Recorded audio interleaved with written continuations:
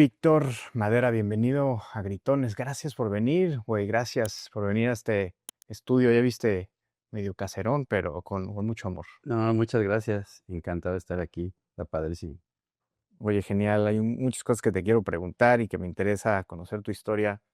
Y permíteme arrancar con la anécdota del viaje a Chicago para Ujú. correr el maratón, que iban con poco presupuesto, pero terminó saliendo en una fortuna. Así es. ¿Qué pasó? Bueno, en esa ocasión, mi esposa estaba embarazada de Diego, mi hijo.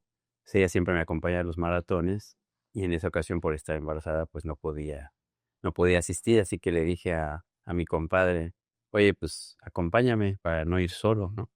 Entonces, nos fuimos, una prima nos consiguió un descuentazo en un hotelazo y todo eso. Entonces llegamos como reyes en un super lugar con una tarifa bien baja y pues prácticamente era estar de fin de semana para justamente no gastar. Rentamos un coche bastante económico, nos fuimos al hotel felices de la vida mi compadre era la primera vez que nos acompañaba que me acompañaba más bien a un maratón, entonces no tenía ni idea de nada. Entonces, a la hora que le dije donde tenía que estar, no estaba. Cuando me tenía que grabar, nunca me grabó. Grababa los pies de los otros corredores. Pero eso no fue lo peor porque mientras estuvimos en el hotel, dejábamos el coche. Nosotros decía parking, parking. Todos los días Sí, que ni llegamos. siquiera hay pluma. No, pues no hay pluma. Llegamos y se lo dejábamos al señor que estaba ahí y dijimos, oye, pues serviciazo, qué padre, ¿no?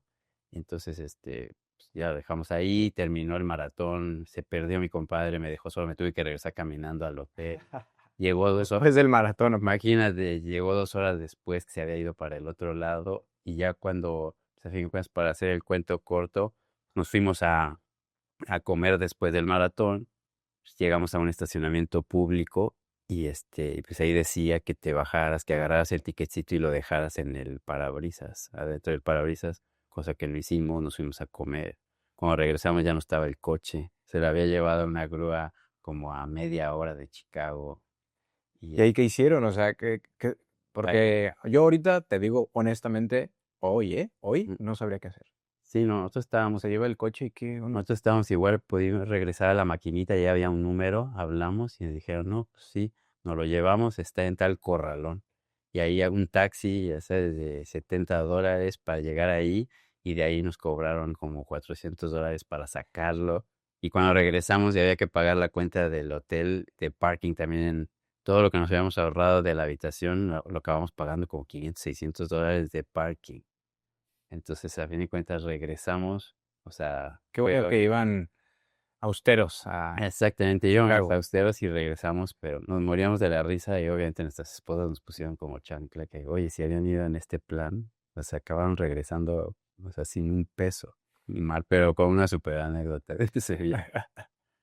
Ay, ay, ay. Oye, ¿sabías que formas parte de los únicos 250 corredores mexicanos que han terminado los 6 majors, es decir, Nueva York, Chicago, Londres, Tokio, Berlín y Boston? ¿Eres consciente? Sí, sí, soy consciente. ¿Cómo te enteraste o cómo sabes que eres parte de ese nicho tan particular de corredores mexicanos? Bueno, la verdad es que yo sigo mucho desde que empecé con los maratones, realmente llevaba 1 o 2 maratones cuando dije, ¿qué es eso de los majors? Entonces yo lo tenía ya muy consciente y lo primero que le dije a mi esposa, yo quiero correr esos 6 majors. La mayoría de la gente se fue enterando después, pero yo desde el principio dije, oye, existe esta cosa de los majors y pues me voy a enfocar en eso. Entonces desde el segundo maratón ya estaba yo corriendo en Nueva York con esa finalidad de decir, oye, voy a correr. Se me fueron atravesando maratones que no eran majors en medio, pues porque por el viaje, por la familia, por los amigos, pero siempre mi tirada fue eso. ¿Qué Entonces, son los majors, Vic? los majors son, haz de cuenta, como el Grand Slam del tenis, que son los 5 torneos, o no sé cuántos son, 4 o 5 torneos más importantes. Para correr maratones, esto es lo mismo, es un grupo de maratones elite. Y elite no me refiero a la velocidad de los corredores, sino elite en los servicios que da y Ah, en la ok. cantidad O sea, de no necesitas gente. ser profesional para correr un major. No, no para nada. Todos lo pueden correr. Bueno, ya con los años y con la demanda que hay de corredores, ya tienes que calificar con tiempo para algunos de estos maratones. En ese entonces podías entrar casi, meterte a la página y Mm, directo te inscribías. mm, Y de ahí esa fue mi tirada. Entonces, de hecho, cuando yo gané la medalla de los majors, ni a 250 corredores mexicanos llegábamos, había mm, menos, mm, eran muy poquitos, mm. pero siempre tuve esa idea. Entonces, Y estos servicios elite que mencionas, ¿cómo los vives? Dame un ejemplo, o sea, me imagino un evento major o un maratón major, estos servicios elite pues han de tener ciertas particularidades. exactamente. Hay muchas, hay una lista infinita de requerimientos para poder ser un maratón mayor de acuerdo a esta asociación, que el patrocinio es Abbott, laboratorios Mm. médicos. Y lo primero que piden es que tienes que pasar de 40,000 participantes. Es uno de los requisitos más importantes. La otra tiene que ser una expo, la expo donde te dan todo, ya sabes, los previos de la carrera, los números, las playeras, todo ese tipo. Tiene que ser de determinada cantidad, pero así de miles de metros cuadrados y que tenga suficientes patrocinadores y servicios. La otra es la ruta, tiene que estar certificada. En fin, hay muchísimos requisitos para poder ser un maratón mayor. Ya llegaremos lentamente a tu carrera como maratonista, ¿no? Cómo llegaste ahí, etcétera. Ahorita quería arrancar con este tema de pues que perteneces a un grupo selecto de corredores mexicanos que no necesariamente son profesionales, pero pocos han logrado correr los 6 majors representando a México, aunque sea en su categoría. Es correcto. Cuéntame tus primeros años. O sea, estamos hablando ya de un nivel de deporte importante en tu vida, pero ¿qué recuerdas de tu núcleo familiar ahora que lo ves en retrospectiva? Bueno, mi núcleo familiar fue fútbol al 1000%.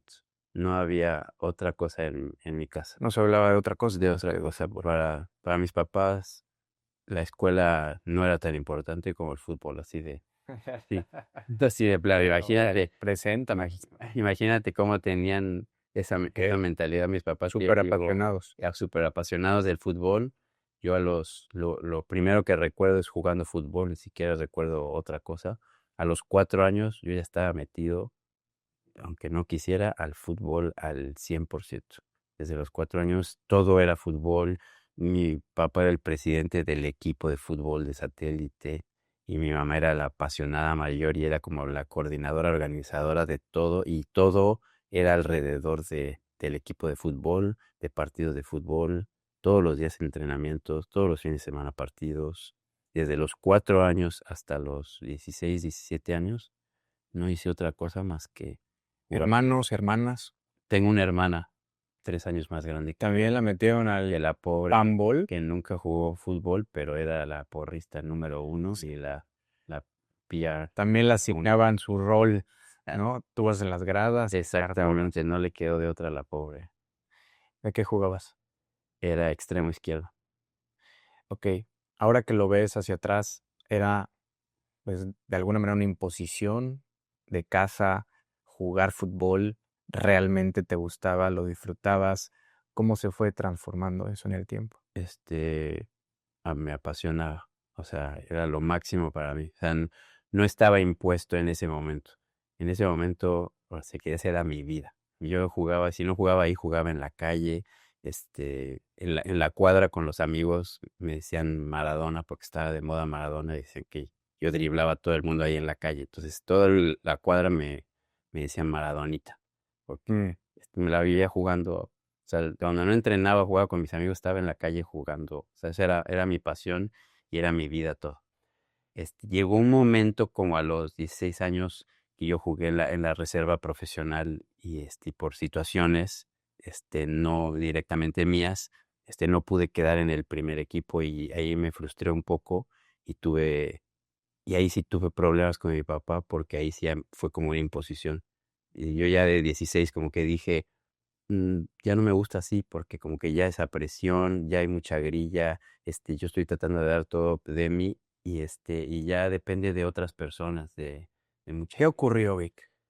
Bueno, yo después de jugar toda mi vida en satélite, digamos, en donde yo vivía, me seleccionaron para la selección infantil de México. y estuve jugando en la sub-15 y en la sub-17 de México y tenía que entrenar hasta al lado del Estadio Azteca todos los días de satélite. Mi mamá me llevaba todos los días y una santa. Y de ahí llegué a cierto nivel en el que obviamente ya cada quien se tenía que ir a sus equipos de primera división. Y yo hice una prueba en las fuerzas básicas de Necaxa y me quedé. Pero de esos veintitantos jugadores a cuando tuvieron que reducir, hicieron pruebas y no me quedé por, pues realmente porque ya había muchos recomendados ahí, digo, ya había mucha mafia. Entonces, Ya. yo me frustré un poco y de ahí, pues me sacaron de ahí. Mm. Y de ahí todavía quedé, me hice probar en las fuerzas básicas de Atlante pero también me quedaba muy lejos, estaba justamente en la etapa en la que ya empiezas con los amigos y el relajo y todo, entonces ya no lo tomé tan en serio y además mi papá fue muy fuerte conmigo como para imponerme de que ya jugaste fútbol y vas a seguir. Entonces ya me puse como en una etapa rebelde y fue más bien el que ya no. Sí, ahorita te voy a platicar algo que también escuché de alguien que ya estuvo también aquí en Gritones, Ujú. que hablábamos justo de este ya grado de imposición en donde los padres quizás le achacan sus propios sueños a los hijos, ¿no? Y decir, no, tú eres futbolista como de lugar. Pero me voy a parar rápido a enderezarte, o si tú mismo puedes, ándale, dale vuelta, dale vuelta, dale vuelta. Ahí estás, perfecto. Tu micro para que se escuche mejor. Y eso genera conflictos familiares importantes en la vida de Mario Manjarres, que lo entrevistamos, fueron de los primeros episodios en Gritones Podcast. Él también iba a ser futbolista profesional y fue muy duro lo que vivió él con su papá, ¿no? Por este momento en donde pues ya no iba a ser futbolista, básicamente, ¿no? En tu caso, ¿a qué grado llegó, si es que hubo conflicto, de decir, pues el fútbol se acabó? Sí, pues o sea, sí fue un problema grave, o sea, sí fue un problema con mi papá bastante fuerte porque él ya, siento que él perdió la razón y ya, o sea, ya me obligaba a que, "Pues, si no vas a quedar ahí, te voy a llevar al otro", y conseguía dizque sus influencias y me metía a la fuerza y obviamente yo por rebeldía ya no quería jugar, ya no estaba cómodo. Entonces llegamos a un nivel de distanciarnos Mm, porque yo obviamente pues, ya estaba en la etapa de 16, 17 años en el que dije, pues ya no te voy a hacer caso de lo que me claro, estás diciendo. Y lo que él quería hacer, yo ya estaba decepcionado del fútbol, cómo se había manejado pues, en México. claro. Y ahí fue donde dije, yo ya me quiero dedicar a otra cosa y él como que, como tú comentabas, pues él tenía su obsesión de que él quería que yo llegara a ser lo que él nunca fue, ¿no? Sí. En ese momento de tu vida, decir, pues aunque me imponga o trate de forzar mi padre, ya no va por ahí. ¿Qué decisiones empezaste a tomar? ¿Hacia dónde te empezaste a dirigir? Después de eso, realmente la situación, al mismo tiempo que yo tenía este problema con mi papá, digamos, por las diferencias, estaba produciéndose el divorcio en mi familia. Mm, Entonces fue una etapa bastante complicada porque además de que a mi papá lo veía para pelearme con eso, pero ya no vivía en la casa. Entonces, cuando yo regresaba, pues estaba el problema a todo lo que da. Entonces fue cuando mi hermana me dijo, güey, ya nos quedamos así. Y mi papá dejó deudas y dejó a la familia tronada y desapareció. Entonces, pues a darle. mm. Tenemos ¿Tu que, hermano es más grande? sí, mi hermano más grande dice, yo ya estoy trabajando, pues búscale dónde trabajar porque hay que sacar a la familia adelante. Entonces, en esa etapa, pues adiós fútbol y a ponerse a trabajar, Claro. a encontrar de lo que fuera. Entonces, dentro de todo eso, agarré trabajitos de lo que me pidas. Era que lo que me sacara adelante y que me diera dinero para poderle aportar a mi mamá y a la casa, ¿no? ¿Cuál fue el primero? ¿Lo tienes fresco? Sí, ¿Cuál fue? primero trabajé en una librería en satélite, pero entré con un amigo y realmente nada más hicimos puro desastre y nos corrieron porque éramos terribles. Me imagino que era acomodar libros, ¿o qué? Exacto, era como dar libros y vender paquetes cuando empezaban los cursos de la escuela y todo, y la verdad es que nunca lo tomamos en serio y nos Sí. sacaron rápido. Y de ahí nos fuimos a trabajar a McDonald's. Cuando los McDonald's apenas estaban abriendo, el segundo fue el de Interlomas Mm, y nos fuimos para allá. y de ahí también 2, 3 meses y nos corrieron por disciplina. Porque estar los dos juntos era muy mala combinación, era de mis amigos de toda la vida. Y ese mismo cuate es el con el que ibas buscando chamba. Exacto, siempre estábamos juntos por lo de la chamba. Y después de eso, como que yo tenía la inquietud de, de hacer deporte. O sea, para mí lo máximo era un trabajo que se relacionara con el deporte y que se relacionara con la playa. Ese era, no sé por qué, pero eran tiradas. Y había visto en algunos hoteles que habíamos viajado en familia que había como un grupo de chicos que se dedicaba a hacer deporte, que ya sabes que daba actividades o eventos en los hoteles. Sí, para algunas personas es el animador El anim- o el perfil de la gente que está, Es- sí, vamos a jugar voleibol, que organiza algo en la alberca, ¿no? Exactamente, eso. Yo fui a un par de hoteles y vi eso y dije, eso me gustaría hacer a mí. Como que desarrollarme en la parte deportiva y en la parte artística, porque tengo una parte artística que me gusta, y en la playa es así como mi máximo. Ok. Entonces ¿Qué edad tenías cuando ya seriamente empezaste a considerar esta opción? tenía 19. La escuela ya fuera de vista Sí, totalmente. O sea, tú cuando empezaste a trabajar para ayudar a tu familia, sí, ya pasó a ya no me da. totalmente. Sí, mi sueño era seguir Claro. estudiando. Fui, obviamente, pedí informes, traté de sacar becas, no conseguía becas. Ya no tuve el apoyo económico y de ahí dije, no me queda más que ponerme a trabajar y ahí adiós escuela. 19 años, Víctor, considera seriamente decir playa, deporte, Ujú, arte, animar a la gente. así es, creo que por ¿Qué ahí me gustaba. hiciste? ¿Cuál fue tu primer movimiento? Pues al estar en otros trabajitos por ahí por la ciudad, agarré un periódico una mañana y me sale una página gigantesca que dice, se solicitan animadores para trabajar en playa, en Manzanillo, en no sé qué. Hay un casting en el Camino Real de la Ciudad de México. Ven. Y de ahí como que dije, eso es lo que estaba yo buscando. Platícame del casting. ¿Cómo fue? Te vas a morir de risa. El casting fui y decía que llevaras ropa deportiva y traje de baño. Entonces de ahí dije, manches, para un citadino, o sea, como que no estaba normal, pero dije, bueno, me lo imagino porque no sé si se van a poner a nadar o qué onda, yo pensaba eso. Y dije, pues no te imaginas que sea un casting tan grande. Cuando llegué, éramos 200 en la disco del Camino Real. Y de ahí te sentaban a todos, te daba un speech el director general de la compañía esta y de ahí nos te iban sacando por grupos. A ver, estos 50 váyanse al baño y se ponen traje de baño y van a desfilar ahí en la pista de baile. Y ahí estaba el director, el asistente, el coreógrafo, todos los ejecutivos Qué y curioso. tú pasabas y caminabas, te sentías encuerado. Claro. Entonces, No, y aparte expuesto, estabas expuesto, ahí estaban con todos los demás, 150 cabrones sentados ahí. exacto, estaban todos los demás sentados viéndote, y ¿Puros hombres? hombres y mujeres. Y te preguntaban, ¿qué? ¿De dónde eres? ¿Qué vienes? ¿Qué haces? Tal, un poquito en inglés y ahí vas por fuera. Te sentías así como diciendo, ¿qué es esto, no? Como Miss Universo. Haz de cuenta. Y ya después pasaban por grupos, te regresaban sentado y decían, tú, bye. Entonces ya de los 200 quedamos 150.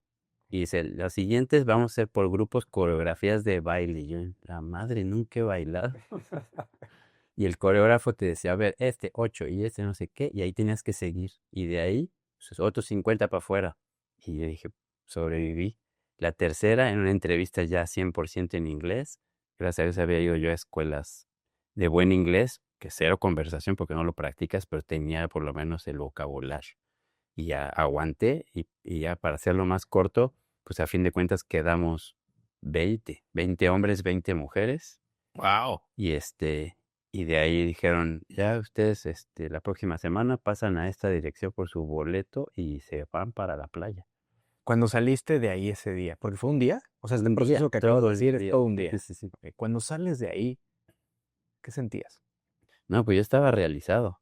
Estaba realizado. Dije, por fin, después de estar con unas chambitas ahí horribles que ni me gustan y que la verdad me iba de la mañanita y regresaba hasta la noche y ahí en peceras y lo que fuera de esto, dije, esto es lo que yo estaba buscando. Entonces yo estaba realizado. Llegué a mi casa y le dije a mamá, manches, ya logré el trabajo soñado para mí. Pues me tiró de a loca y dije, ah, sí, ya parece. Parece como son las normas.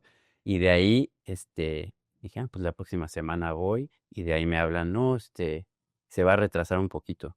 Y se va a retrasar un poquito y pasaron 6 meses. Uf, Entonces yo frustrado en los trabajos, aguantando y diciendo, no, pues ya, mi mamá dijo, ya ni les creas, era choro. pero los querían ver en traje de baño. Exacto, yo creo que era fraude. Pero no, a los 6 meses mi mamá recibió una llamada. Pues estamos hablando de esta compañía, que si está interesado tiene que ir mañana por el ticket de avión y se va. Entonces yo llegué, O sea, tu mamá te dio el recado. me dio el recado y Se lo hubiera podido guardar. sí, lo pudo haber guardado. Imagínate, me cambiaba la vida, porque eso cambió totalmente, ese trabajo cambió totalmente mi vida. ¿Qué te dijo? Víctor, Me ven. dijo, me hablaron, me dijo que te van a hablar en 2 horas, que si tú no contestas y confirmas, se lo pasan a alguien más. Me salí del trabajo, me regresé corriendo a mi casa a esperar la llamada. Me hablaron y me dijo, sí, confirma, sí, sí, confirmo. Ven mañana a las oficinas de tal, ahí en Marina Nacional. Fui por mi boleto y al siguiente día prácticamente estaba volando a Manzanillo a integrarme a mi nuevo trabajo. ¿Recuerdas el primer día en Manzanillo? Sí. La llegas. Me imagino ya te sabías la del traje de baño en la maleta. Claro, ya me habían dicho más o menos qué llevar y todo, y llegar directamente con el jefe. Llegar con el jefe a la oficina, pero pues es una oficina dentro de un hotel, entonces es totalmente otra cosa. Y de ahí a darte la inducción, 2, 3 horas de inducción, y ahora te vamos a llevar a donde vas a vivir, y ya mañana te presentas en la mañanita con traje de baño, así, así, asado, a tal hora, porque ahí te vamos a explicar cómo va la cosa. Y ahí arranqué. Háblame de la primera actividad que te aventaste como... ¿Cómo le llamaban? ¿Cómo era el puesto En, animado? en ese entonces, esa compañía los llamaba GOs, Geos. que quería decir gentil organizador. ¿No es el Club Med? No era Maeva. Ah, O sea, digamos que Maeva le copió ese concepto a a Club Club Med. Med y empezó a sacarle hasta de hecho, Club Med inventó el término GO, pero Maeva al principio lo tomó como GO y después Club Med le reclamó y se convirtieron en los Maeva Amigos. Ya se me que estaba malísimo el nombre, pero después ya eran unos Maeva Amigos. Muy creativo. Esa actividad. Ya estás ahí con tu traje de baño, con tu uniforme, tu silbato, no sé. Sí, te daban tu silbato y todo. ¿Tenías como un guión o como un checklist de actividades o tenías tú que No, no, no. inventarte? No, estaba súper bien organizado. Había una oficina donde tú entrabas y ahí venía exactamente qué actividad tenías durante todo el día. Y era un maratón de actividades. O sea, te chutabas 10 actividades deportivas. Yo me acuerdo que la primera que me tocó fueron los aeróbics en el agua.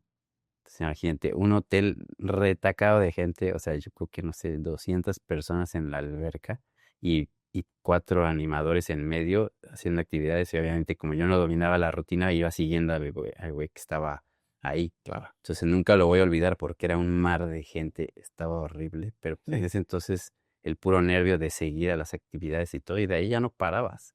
Era una actividad tras otra deportiva y después terminabas, te tienes que ir con el coreógrafo a ensayar 1 hora un baile que vas a sacar la próxima semana. Entonces, hacías actividades, ibas a ensayar y después en la noche a recibir. O sea, no paraba el día, no sé la cantidad de horas que había que trabajar, pero a esa edad, en la playa y todo, a mí me valía, todo el mundo era feliz. Claro. No tenías ni descanso. Tenías donde vivir, comías Comías relativamente bien, sí, ¿no? comías con los clientes, comías con los huéspedes ahí y tú recibías gente y después te ibas al show y después llevabas a la gente a la discoteca y acabas a la 1 de la mañana y así era todos los días. ¿Cómo podrías describir la dinámica que se da con los huéspedes? Porque normalmente ese tipo de gente está más abierta, está más relajada, está de vacaciones, No, básicamente. exactamente. ¿No? Y pues es como que sí, y a lo mejor hasta tú te puedes equivocar en el pinche pasito de baile y no pasa nada, ¿no? Así es. O la aeróbico, o la actividad fulana de tal, y la gente se ríe, o la gente, o sea, no está con el nivel de exigencia No, de no, de este cuate ya se equivocó y así no va y tal. no, para nada. Pero hoy que hablamos de esto, ¿te brinca una memoria que digas, me acuerdo de este turista o de este huésped que me llamó mucho la atención? Porque o sí se fijó, sí se quejó, o estaba de malas y le decía, brother, estás de vacaciones. Pues o algo que digas, tú te estuvo muy curioso.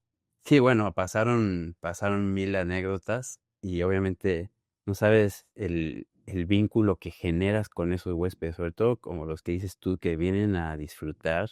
Esa parte de los animadores, haces un vínculo increíble. O sea, yo te puedo decir que ahorita tengo, pues, entre fácil 10 familias con las que no me dejo de llevar y no dejo de ver cada año que conocí hace 20 años. Y viven en Londres, viven en España, viven en Estados Unidos, que he ido a sus casas de vacaciones. He ido a sus casas a quedarme de vacaciones. O sea, tengo familias que son así. Tengo, tengo una amiga de Londres que la conocí de 6 años y que éramos sus ídolos. Pues ya fui a su boda, ya tuvo sus hijos Wow. y seguimos en contacto y nos seguimos viendo. O sea, es increíble el vínculo. Ahorita que lo dices, o sea, no puedo dejar de pensar el factor de la alegría, de la diversión, de pasarla bien, Claro. por estas conexiones que generaste en el tiempo con estas 10, 20 familias, las que sean. ¿Qué grado de relevancia le pones a estas emociones positivas? O si tú ya puedes identificar que desarrollaste la habilidad de hacer sentir bien a alguien más, independientemente que sea huésped o no, ¿no? Que tú ya Sí, podías mover ciertas palancas, sí. genuinamente, Víctor? O Ujú. sea, no necesariamente porque era tu chamba. Claro. No, definitivamente. O sea, a mí ese trabajo, te digo que me cambió la vida porque aprendí a eso. O sea, y hasta la fecha lo sigo aplicando. O sea, el, el servir a la gente de corazón lo traigo, pero clavado. Lo traigo clavado para todo lo que hago. Para todo lo que hago desde ahorita como coach, con la familia, con los amigos, con el trabajo. Todo lo que hago lo traigo tatuado esa parte. O sea, yo lo sé que lo tengo y me apasiona. Me apasiona. Es una parte que a mí ese trabajo me dejó porque me enseñaron a servir a la gente en todas las medidas posibles, pero de corazón. Ya llegaremos más adelante a eso si nos da tiempo, pero, y lo quiero relacionar con lo que estás diciendo, muchas veces cuando a alguien le preguntas a qué se dedica, te puede decir, no, pues yo entreno gente, ¿no? Soy coach, por ejemplo, de triatlón de running. Pero si realmente la persona sabe a lo que se dedica y cuál es su verdadero negocio, te puede contestar, no, yo me dedico a servir con el corazón, o yo me dedico a transformar vidas a través del Ujú. deporte, o a impactar familias Sí, a través del ejercicio, ¿no? sí. Eso realmente es el verdadero valor que le estás entregando a una persona más que una rutina o un entrenamiento de ejercicio. Sí. Conectándolo con tu experiencia como Gio animador, ¿eras consciente o empezaste a ser consciente de que realmente lo tuyo era servir y que qué chingón que te pagaban por ello y que vivías en la playa y conocías gente nueva? ¿O era algo que lo escuchabas de tus jefes o en la capacitación que recibías? ¿Cómo fue esa transición de irte apropiando de eso? No, definitivamente no fue o sea, sí fue de escucharlo, pero fue de vivirlo. O sea, la verdad es que yo tuve mucha suerte que desde el principio de ese trabajo, mi primer jefe lo tenía clarísimo y me dijo, en ese trabajo, Víctor, hay dos, hay dos caminos.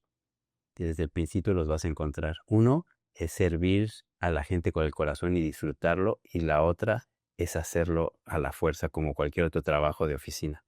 Si tú aprendes y realmente tienes lo que se necesita para servir a la gente, te va a apasionar, ni siquiera lo vas a sentir como un trabajo, lo vas a disfrutar y sobre todo lo vas a transmitir.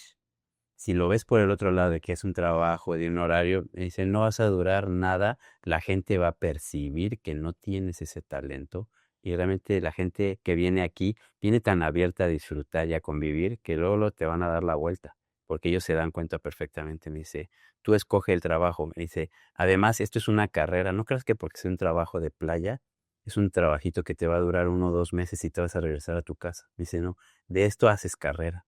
Entonces me dijo, decide desde una vez que empieces a trabajar si lo vas a utilizar como una carrera o si es un trabajo temporal, pues vas a durar unos meses y te vas a regresar. Dime cuál ha sido la mayor satisfacción de ese trabajo? La mayor satisfacción, digo, he tenido muchas satisfacciones de conocer gente, de servir, pero la mayor satisfacción que he tenido es, llegué a un nivel de crear espectáculos a cierto nivel que la gente la podía decir, que me dijeran, Víctor, yo no sé cómo pudiste hacer esto con el presupuesto que tienes en el lugar que tienes. O sea, desarrollé un nivel de creatividad impresionante y hacer esos shows para la gente y dejarlos con la boca abierta porque no se lo esperaban, incluyendo a mis jefes, de que cuando estrenaba shows los invitábamos y ellos así como que, ay, sí, otro showcito que va a hacer. Y Claro. cuando terminaba me mandaba a llamar el dueño y el contralor y todo, y me decía, Víctor, ¿cómo carajos hiciste este show con el dinero que te dimos? No te dimos nada. Ya estás haciendo un medio Broadway aquí, porque eso me apasionaba a mí y ponía a la gente a trabajar y conectaba a todos de decir, a ver, solamente hay este dinero y para lo que yo quiero hacer no nos alcanza. Así que cada quien se va a coser su vestuario, cada quien se va a arreglar sus detalles y yo voy, la parte más caro lo voy a mandar a hacer con el presupuesto que tenemos. Y estábamos meses y meses de haciendo escenografía entre nosotros, vestuario entre nosotros. Esa satisfacción de lograr los objetivos de unos shows padrísimos, eso yo pienso que es la satisfacción más grande. El show más retador, más desafiante, pero que tuvo ese nivel de éxito, ¿cuál fue? El Rey León. El Rey León es una puesta en escena que tiene en Broadway muchísimos años. Entonces, cuando yo fui a Nueva York a verlo y dije, no manches, esto es... ¿Por Porque qué fuiste? ¿Por la empresa? ¿Por decisión personal? en ese entonces fui por decisión personal, porque me encantan los espectáculos y fui con mi esposa y dije, quiero ver. Y cuando vi ese show dije, no manches, el concepto africano que le pusieron a ese show, porque pues no es el animado del Rey León que conocemos. Sí, son los tambores, Exactamente, no, no, eso es es un africano. concepto africano impresionante que el que lo ideó es un genio. Y de ahí yo regresé y dije, yo quiero hacer ese show. Pero pues era una cosa que parecía prácticamente imposible. ¿Cómo lo iba a hacer si estos se gastaron 10 millones de dólares? Yo tenía 100,000 pesos. Vamos a ese día. Vamos a ese día en donde regresas de Nueva York, dices, lo voy a hacer en México. Me imagino que ya habías cambiado de empresa, seguías en la En la misma, misma, sí. ¿en Manzanillo? No, perdón, así sí, ya habíamos cambiado. Ya estaba aquí en Cancún. Ah, O sea, ya, pero es la misma compañía. no, ya era otra compañía completamente. Antes de seguir con lo del Rey León, ayúdame a conectar Sí. cómo brincas de una compañía al otro. Ok.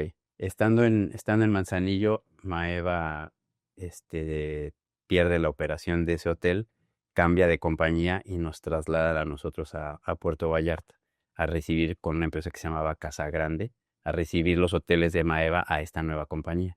De ahí me fui y cuando terminé ya de intercambiar, a mí nunca me sentí cómodo en Vallarta para vivir y trabajar y de ahí me regresé a México y de ahí me llamaron de gente que había trabajado conmigo en Vallarta, me dijeron, oye, estamos abriendo un hotel donde va a tener la animación como la teníamos allá, pero en Cancún. Y ahí fue cuando en el 94 llego a Cancún a esta empresa. Y de esa empresa fue la única empresa a la que trabajé en Cancún. El resto de mis días. ¿Estos espectáculos ya los hacías antes de llegar a Cancún en la otra compañía? Ya existían espectáculos, pero yo no tenía nada que ver con la creación. Ok. Yo solamente participaba, o bailaba, o le movía, o salía de arbolito, o lo que fuera, pero no, yo no tenía nada que ver con la creación. Ya estaba, Maeva ya tenía estipulados los espectáculos que se iban a manejar. Vamos a llegar a ese día que pichaste el Rey León en Cancún, pero ¿cómo te empezaste a involucrar entonces ya en la creación de espectáculos? Bueno, cuando ya empecé a subir de puesto, ya de no ser un animador, sino ser ya un jefe de deportes o un jefe de teatro, ese tipo de cosas, ahí ya tenía como más decisiones y al llegar a Cancún, la compañía no era una compañía estructurada como Maeva, sino que estaba libre. Ahora sí que los dueños dijeron, estamos abriendo este concepto, así que venga la creatividad, no sabemos ni qué queremos hacer. Ustedes díganos qué actividad vamos a hacer. ¿Quién levanta la mano y dice, Exactamente, qué show vamos a hacer? Y entre el grupito de la experiencia que traemos, dije, pues vamos a hacer estas actividades, vamos a hacer este tipo de shows. Entonces ya me empecé a involucrar. Y cuando ya llegué a ser gerente de entretenimiento, pues que ya tenía todo la decisión de saber qué íbamos a hacer, fue cuando me empecé a meter al 100% con los espectáculos. Rey León, ya eres gerente de entretenimiento. Ya soy gerente. Fuiste de vacaciones, con intención también a ver Sí, espectáculos. sí. Ok. Así es. Regresas. Cuéntame cómo pichaste el Rey León. ¿A quién se lo pichaste? ¿Sacaste una cita con el dueño, con el director general? ¿Qué pasó ese día? Bueno, yo regresé extasiado del show y con la necedad de que yo necesito montar este show. No sé cómo lo voy a hacer, no tengo el presupuesto, los dueños me van a mandar al diablo, pero yo necesito hacer el intento. Entonces, con el gerente general del hotel donde yo trabajaba, que me llevaba muy bien, le dije, oye, ¿sabes qué? Fui a ver esto, sé que se escucha demasiado fuera de la realidad, pero a mí me encantaría montar este show. Y él me dijo, si tú lo ves viable, vamos a hacerlo. Él, gracias a Dios, me da carta abierta a mi creatividad. Entonces me dijo, ¿qué sigue? Y yo más o menos de la experiencia que tenía, le dije, dame una semana y te hago un storyboard de cómo podría yo montar este show, porque obviamente no lo puedo montar con todos los actos como en Broadway, por el tiempo, por la infraestructura. Entonces voy a hacer un storyboard que no pierda la esencia y la historia pero que lo podamos hacer en el teatro que tenemos con nuestros recursos. Así que me dijo, me encanta la idea, adelante. Me puse a trabajar toda la semana en mis dibujitos storyboard. Llegué a la semana y le dije, mira, el show se haría aquí, así pasaría esto, esto. Hiciste la historia dibujándola. ¿Tú la Exactamente. dibujaste? Sí, yo dibujándole y abajo con la descripción de lo que estaba pasando y los actos que iban a pasar. Y de ahí me dijo, se ve increíble. Me dice, no tengo idea cómo le vas a hacer, cómo le hacemos. Y me dice, pues tú nada más consígueme dinero. Y me dice, ¿tienes una idea? Le digo, en ese momento no, porque son cosas que se van a hacer por primera vez, tengo que cotizar. Entonces me dediqué, estábamos a mitad de año y el show lo tenía yo presupuestado de estrenar el 31 de diciembre, porque es cuando pues, esté el hotel lleno, hay mucha expectativa. Entonces ya había estrenado otros shows en 31 de diciembre, entonces como que ya hice tradición en ese hotel que cada 31 había estreno de show. Mm. Y de ahí me dijo, pues dale para adelante, empezamos a cotizar. Obviamente se me pasaba el presupuesto y dije, toda esta parte la podemos hacer nosotros. O sea, hablé con él y le dije, oye, si me prestas meseros, si me prestas recepcionistas, gente de seguridad y mis animadores y se ponen a hacer su vestuario cada quien durante los siguientes meses, podemos ahorrar todo eso y la parte cara la sacamos del presupuesto. Ahora, me puedo imaginar yo, estoy de animador, joven, llego a Cancún, la chingada, y me ponen a coser. ¿Cuál fue el discurso? ¿Cómo me convences de que yo vengo a poner actividades a los gringos o a los extranjeros, ¿no? Y estoy fit, porque yo creo que hay una ondita ahí Sí, de sí, los sí, animadores, ¿no? De sí, verse claro. bien y todo, ¿no? Sí, sí, sí, tú sabes que esa Y me, parte es así. y me pones a coser.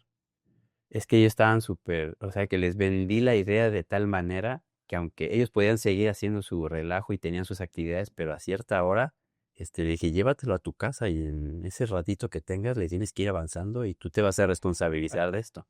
Entonces, pero estaban tan convencidos de la idea y que era algo innovador que dijeron, pues para adelante.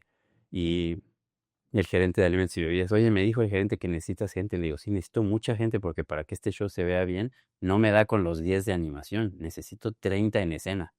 Y los meseros, me dice, oye, pero pues mis meseros están no con el perfil del animador. Le digo, no me importa. Van a traer disfraces, van a traer botargas, van a traer lo que sea, pero necesito llenar todos los papeles de los números. Claro. Entonces fueron unos 6 meses de prácticamente, ya le dije a mi asistente, Órale. tú te vas a encargar de la operación diaria del hotel porque a mí no me va a dar y yo me voy a dedicar al 100% al show.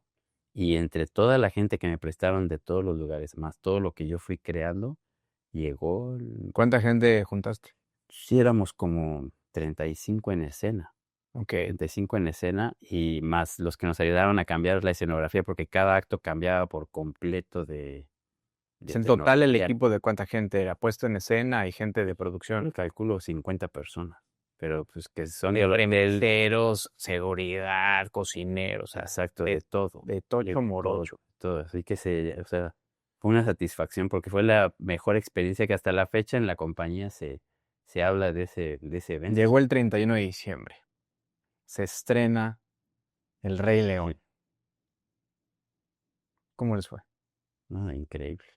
Obviamente con detalles que solamente uno ve por detrás de escena, pero increíble. O sea, fue una expectativa ¿Te tremenda. emborrachaste cuando terminó Sí, sí, terminando el show, el cuando show? pasó todo el estrés, hasta donde aguanté, pero sí, y la seguimos. Sí, me imagino, mucha alegría, mucho que Sí, no, no, celebrar. no, increíble.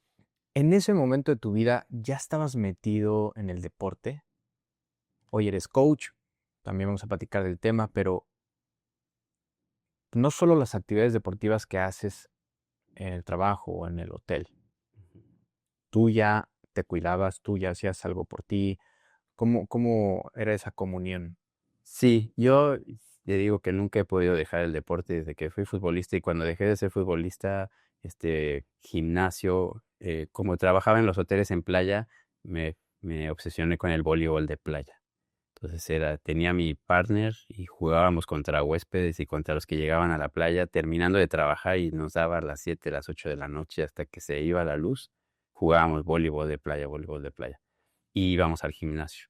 Entonces sí, siempre me mantuve bien gracias a esas actividades y cuando Sí. se armaba el futbolito y la natación. Entonces, en el trabajo en el que estaba se prestaba mucho para seguir haciendo deporte. Entonces, la verdad, era parte de mí. Y más la bailada en las noches, que también era un ejercicio Claro. fuertísimo, pues me mantenía bastante bien, pero no tenía nada que ver con lo que hago ahora. ¿Cuál fue el punto de quiebre? ¿En qué momento Víctor deja de ser gerente de entretenimiento? Porque escuchándote contar tu historia, digo, pues ya estabas enfiladito, o sea, incluso pues dedicarte el resto de tu vida a eso, al entretenimiento. Claro, de hecho era lo mismo que yo pensaba. Y seguí por muchos años más. Realmente yo trabajé 25 años ininterrumpidos en la parte de los hoteles, en el entretenimiento de hoteles. Pero llegó una parte en la que me cambiaron los conceptos. O sea, la empresa me sacó del concepto familiar para irme a un concepto más de adultos, que no, que aunque lo podía hacer, no me apasionaba Mm, como me apasionaba la parte de servir a las familias y las actividades de los mm, niños y los shows y todo ese tipo de cosas. Ya no era lo mismo. Y ahí, y también hay que adjuntarle que la edad. O sea, si estás de 25, 30 años, todavía tienes toda la energía para estar en rondas de todo el día. Y cuando ya tienes 40, como que ya valoras más tu tiempo. Y aunque podía seguir trabajando, ya físicamente no era lo mismo y ya no estaba yo en el concepto que a mí más me apasionaba. Entonces ya lo estaba haciendo, pero ya no estaba tan cómodo. Y entonces empecé a planear mi salida. O sea, dije, esto ya no voy a seguir yo contento por muchos años más y ya no me veo terminar mi carrera laboral en este lugar, en este concepto, en este trabajo. Y de ahí empecé a pensar qué es lo que a mí me gustaría hacer después. Entonces, en ese momento ni siquiera la corrida me apareció. Me apareció en que a mí me apasionaban los eventos y entonces dije, ¿por qué no poner una empresa de eventos? De todo tipo de eventos, que es lo que yo sé hacer, que es lo que me apasiona y que me puede dar de comer bien. Así que, pues 3 años antes de salir de la empresa empecé a preparar mi compañía, mis recursos, mis contactos, mis ideas, hasta que fui creando esa empresa y en cierto momento se, me salí de los hoteles y y arranqué con mi empresa de eventos. ya. Terminas tu ciclo en hoteles, tienes ya tu propia empresa de eventos. ¿En qué momento llega el running a tu vida? Porque en el inicio de la conversación decimos que eres del grupo selecto, 250 corredores mexicanos, solo han hecho los 6 majors. Eres un coach muy conocido en Cancún. ¿Qué onda? ¿Cómo se te metió ese gusanito? Bueno, yo ya todavía trabajando en los hoteles, ya corría maratones. Mm. Digamos que en el 2007 yo empecé a correr maratón. ¿Cómo te enteraste de los maratones? Bueno, estando trabajando, me enteré del maratón. O sea, mejor me voy a ir un poquito más para atrás. Yo no corría, vamos a empezar de que ni siquiera Exacto, corría. empecemos por el principio. Exacto. Entonces, estando en los hoteles, una compañera del trabajo me dijo, oye, tú que le haces al gimnasio y que te gusta el deporte, ¿no te gusta correr? Y le digo, la verdad es que corro a la fuerza, porque dicen que hay que marcarse. Y para el gimnasio, entonces corro, pero obligado, no lo Claro. disfruto. Ni cuando jugaba fútbol y me mandaban a correr me gustaba, me quejaba. Decía, ay, ¿para qué correr? Yo quiero jugar con el balón. Y me dice, es que yo estoy participando en algunas carreras aquí en Cancún y está bien padre el ambiente, ¿no te gustaría? Y le dije que sí. Le dije, pues sí, invítame algún día. Y había una carrera de Vive sin Drogas de TV Azteca, te estoy hablando del 2005, por ahí. Y me dijo, acompáñame, son 3 kilómetros, si los aguantas. Y digo, sí, 3 kilómetros. Y fui, y obviamente al no saber qué ritmo se tenía que manejar para 3 kilómetros, a los 2 kilómetros estaba fundido y caminando, o sea, caminé el último kilómetro muerto, no me tomé nada de agua, no, y así, o sea, no sabía nada. Ella se murió de la risa y me dice, ¿qué te pasó? Me dice, no, pues es que salí rapidísimo pensando que 3 kilómetros me voy a echar casi de sprint.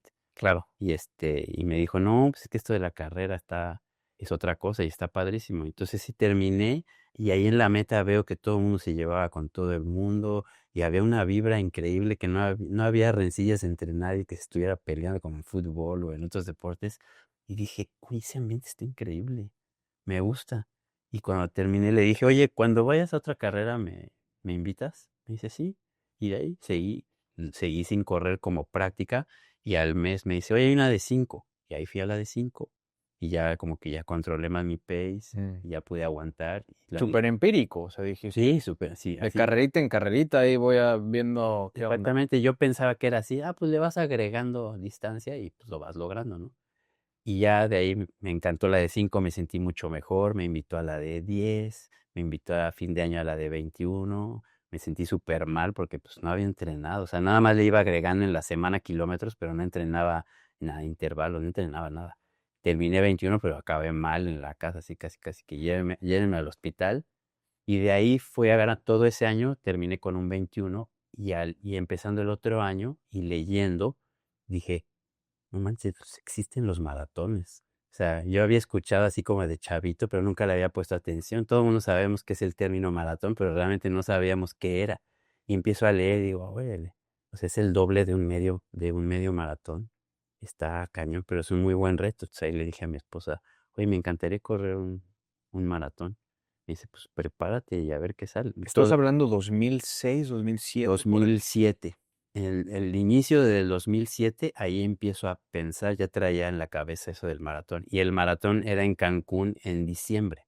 Ok. Y en ese entonces lo que platicábamos hace ratito, había como unos tipo splits que el mismo organización del maratón te ponía desde agosto, septiembre a que el 10, que el 15, que el 21, que el 30. Entonces con eso te ibas acoplando. Entonces yo sin saber bien entrenar, pero sí le iba agregando kilometraje a mi semana y me iba metiendo en esos splits. Mm. Hasta que llegó el día del maratón y pues me lo eché súper mal entrenado, hice todo lo que no se debería de hacer, todo lo que no se debe hacer yo lo hice y además el maratón estaba súper mal organizado que a medio camino ya no había agua, mi esposa iba al lado mío en la camioneta pasándome agua, abrieron las calles porque ya la policía dijo, ya, yo creo que ya Ya se pasaron tardaron todos. mucho Ajá. estos cuates. Así que los corredores nos tuvimos que subir a la banqueta para poder terminar el maratón, una odisea.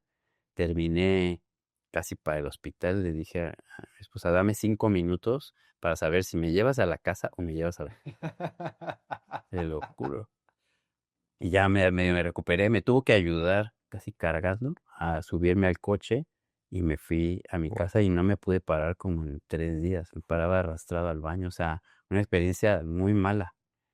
Que después de tantos años digo, ¿cómo se me ocurrió todavía seguir? Después de esa experiencia Eso es lo que te iba a preguntar. era para decir, Ya, quiero volver a correr, ¿qué esto es es esto? horrible, esto es horrible, pero no. Algo pasa muy mágico con el deporte, el endurance principalmente, un nivel de exigencia de este nivel que no sé, seguramente hay un porcentaje allá afuera, Víctor, pero generalmente creo que el porcentaje es muy alto, que la gente se engancha muy cabrón, Así es. Sí, a pesar del nivel de dolor que viviste. sí, pues yo de la experiencia que tengo como coach, te puedo decir que de todos los que corren maratón, es mínimo el que me dice, no, ya no puedo, ya no quiero más. O sea, la mayoría me dice, Aunque la hayan pasado de perro. aunque la hayan pasado mal, algo dentro de ti como que te bloquea los malos recuerdos y en un ratito ya estás, oye, ¿cuál es el que sigue? hay que pensar en el que sí. Dicen que el maratón saca lo mejor y lo peor de cada uno. Un proceso personalísimo en 42 kilómetros. Totalmente de acuerdo. ¿Cuál ha sido el pensamiento más oscuro que has tenido en un evento? Híjole, en un evento de maratón, ahora sí que sí he tenido pensamientos de despedirme de mi familia, de decir, esto no era para mí, esto no estaba preparado, siento que mi cuerpo ya no es posible que pueda seguir rindiendo y que además voy a quedar mal con mi familia y con mis amigos de decir, ya no voy a poder. Y empecé a hablar hasta con Dios y decir, ¿sabes qué? Pues creo que aquí voy a quedar y me voy a Por el nivel de exigencia, por el ritmo. por el nivel de exigencia y por cómo me sentía en ciertos maratones. Mm, O sea, de decir, aquí quedé. O sea, sí me ha mm. pasado porque después de los primeros años que era como muy empírico la corrida y después empecé a hacerlo como que ya más fuerte, llegué a unos niveles de exigencia demasiado fuertes. Y había días que como me iba bien, había maratones en los que no me iba bien. Y entonces me seguía exigiendo porque yo era muy necio de decir, no, no, no, yo no puedo terminar en ese tiempo. O sea, yo voy por este tiempo y lo tengo que lograr. Entonces me exigía además hasta que mi cuerpo decía, O que basta. literalmente sentías que podías quedar ahí Sí, exactamente. por las sensaciones, Sí. ¿no? Del cuerpo. Decías, no me importa, voy a lograr bajar el tiempo a como de lugar. Así es, muchas veces la cabeza fue la que me llevó, yo no sé cómo el cuerpo aguantó, pero yo creo que sí me puse en riesgo en varias ocasiones por esa necesidad de decir, no solo lo voy a terminar, sino que yo no puedo llegar con ese tiempo. O sea, imagínate, ya Mm. después de estos años lo piensas y dices, es ilógico que pensaras así en vez de cuidarte, pero pues en ese momento estás en esa etapa en la que cada maratón estás mejorando tiempo, entonces no te cabe en la cabeza hacer menos tiempo que el anterior. Cuando hoy lo primero que les enseño, les digo, oigan, un maratón no tiene nada que ver con el otro maratón. Te puede ir muy bien y el siguiente año te puede ir 10 minutos más lento y no pasa nada. Pasan muchas condiciones. Esta dinámica que yo lo he vivido como atleta, que para correr rápido hay que aprender a correr lento. En que parece que tenemos esta prisa interna. Bueno, yo hablo a título Sí, personal, Braulio Filote, esta prisa interna de ir más rápido y te desesperas. Y oye, coach, ¿cómo me pones este entrene, no? A este paso, a este pulso. No, no, esto es para viejitos, que no es posible. Y que casi, casi vas caminando. Y, y este rush, ¿no? Que hoy con tu experiencia de más de 15 años como coach, eh, pues yo creo que internamente hasta te ríes, dices, ya caminé por ahí o ya estuve ahí, ¿no? exactamente. ¿Cómo convences a alguien de que te haga caso? Justamente eso me ayuda mucho desde el lado de la experiencia. Yo les puedo transmitir, oye, yo estuve ahí, tienes que confiar en mí porque ahorita obviamente estás muy acelerado por esa obsesión de sacar los tiempos. Yo pasé por eso mismo que tú pasaste y fui entendiendo que no tenía que ser tanto el rush, que te quemabas de más cuando realmente podías hacerlo a unos ritmos más lentos para poder correr más rápido. Entonces, yo les voy transmitiendo, le digo, en esa parte tienen que tener mucha paciencia. Le digo, el maratón, acuérdense que no es el de velocidad. No estás entrenando velocidad, estás entrenando resistencia. Y eso se entrena completamente diferente a que estés corriendo los 100 metros planos. 2007, tu primer maratón. 2007. Algo pasa 8 años después, 2015 en Key West. Sí, ¿Qué ocurrió? gané el maratón de Key West. ¿Dónde es Key West? ¿Te preparaste para ganar? ¿Fue circunstancial? En- no me preparé para ganar, yo creo que nunca me preparé para ganar un maratón. Desde que estás metido en esto, con la cantidad de gente, con los elites, con los ritmos que hay, pues la verdad es que nunca sueñas en ganar. Sueñas en mejorar tus tiempos, pero nunca sueñas en ganar. Y yo nunca soñé ganar. Este maratón en Key West es en el sur de Florida, es como a 3 horas al sur de Florida, en donde están los Cayos, así los últimos de Estados Unidos. Ahí el último, ahí es Key West, un lugar muy bonito. Y ese maratón se da porque yo iba a correr el maratón de Tokio en el 2016, que era el último que me faltaba para los majors. Entonces mi coach de ese entonces me dice, necesitas un maratón en octubre, septiembre, octubre, que te dé la base para que le metamos, porque como yo venía de hacer mi mejor tiempo en Chicago, yo le dije, coach, ¿qué tengo que hacer para que en Tokio mejore mi tiempo? O sea, estaba en el obsesionado total. Y me dice, bueno, pues vamos a tener que hacer todavía más esfuerzo en los entrenamientos, más días, dobles sesiones. Y además necesito que tengas un maratón de base 3, 4 meses antes. Busca uno y que te sirva, que tenga más o menos las condiciones. Obviamente por cuestiones de familia y de tiempos y de todo, ese fue el primero que me encontré. Le dije, oye, hay uno aquí en Estados Unidos. En esas fechas no era muy común encontrar maratones en Estados Unidos y a Europa yo no podía ir. Entonces le dije, está este de Key West. Ahí lo revisó y me dice, está bien porque va a ser la misma temperatura a la que estás entrenando. Entonces te va a servir bastante bien. Y además era un vuelo corto a Miami, manejar todo. Así que así salió Key West y me fui totalmente de entrenamiento. Me dijo, ni siquiera vamos a apretar al 100% tus ritmos por el calor, por las condiciones de la carrera, simplemente de base, que te mantenga una buena base. Así que me fui para allá con mi familia, con algunos otros amigos corredores. ¿Había elites?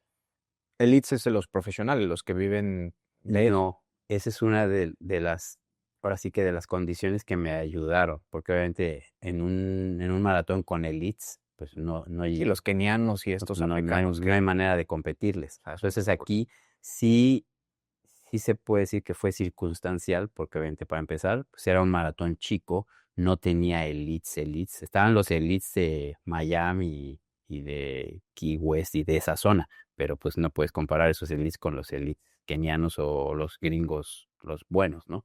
Entonces yo me di cuenta que era un maratón chico, yo creo que éramos 500, solamente 500 corredores para maratón, porque la verdad es que las condiciones eran inhumanas. O sea, a mí me dijeron, no, pues de la temperatura de Cancún a la temperatura de Key West es lo mismo. Pues no, no era lo mismo.